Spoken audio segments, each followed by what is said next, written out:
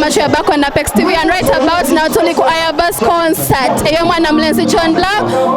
Wanonanga ndino mwami Aziz Azion. Nogambotya papa. Nebulungi mukwano oli otya? Jende. Abantu b'Embarra tanapo kirabyote ya tonight. Abantu bangi nnyo bazze okusupportinga new talent era njagala okubebaza olw'ekyo. Mwebale kubeererawo bannayuganda bannamwe, mwebale kwagala music bannayuganda, mwebale kusupportinga fresh talent. Abantu bangi bakwagala, they love your music. They would want to know what new songs do you have now? I have three new songs.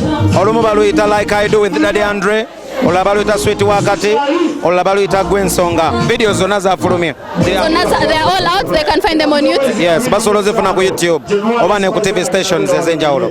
What's planning do you have a concert for us anytime soon?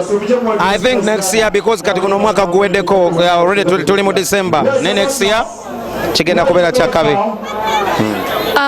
Abayimbi banchi nnyo abaze. I don't know, were you among the team that was going with John Black to Freedom City, Ginger? Yeah.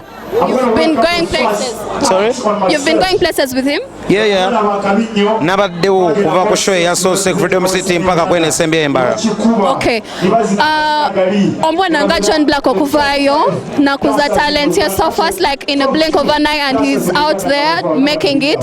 What do you have to say to the youth that are seeing people? You inspire them a lot. What do you have to say to them? Kyensobola okwogera eri ba youth abalala, just kufaayo kukola bintu birungi. Buli lwokola ekintu ekirungi abantu bajja kukya appreciatinga. So muteekemu nnyo obwongo nga mulowooza okukola ebintu ebirungi, abantu bajja basema. Thank you so much for honoring my interview, and we are glad we had you in Embarra tonight. Sorry? We are glad we had you in Embarra tonight, and thanks for honoring my interview. All right, thank you so much. Thank you too.